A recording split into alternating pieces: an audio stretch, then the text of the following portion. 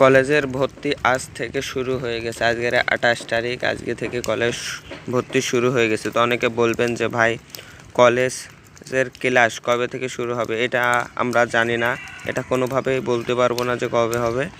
তো আজকে থেকে কলেজ ভর্তি শুরু হয়ে গেছে।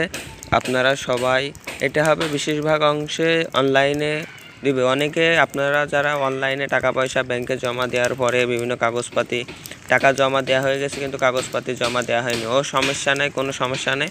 পরবর্তীতে কাগজপাতি জমা দিলে হবে। আপনাদের যে ব্যাংকে যে টাকা পরিশোধ করতে হয়, অনেক কলেজে আছে যে ব্যাংকে থেকে টাকা পরিশোধ করার পরে ভর্তি হতে হয়।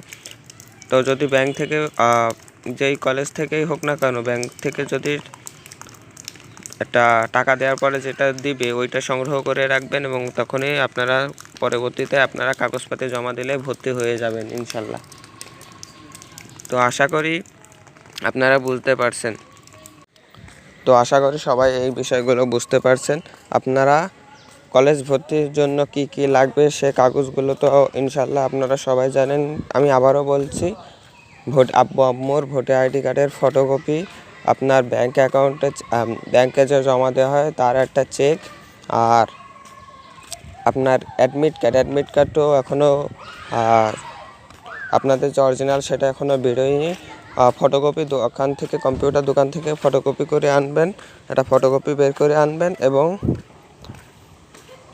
আপনার জন্ম নিবন্ধন, ডিজিটাল জন্ম নিবন্ধন হলে হবে। পরবর্তীতে আপনার যদি ডিজিটাল জন্ম নিবন্ধন না থেকেও থাকে তাহলে পরবর্তীতে ডিজিটাল করে তখন আপনি জমা দিতে পারবেন, সমস্যা নেই। এখন আপনারা আপাতত যেটা আছে সেটা হচ্ছে দিয়ে ভর্তি হতে পারবেন।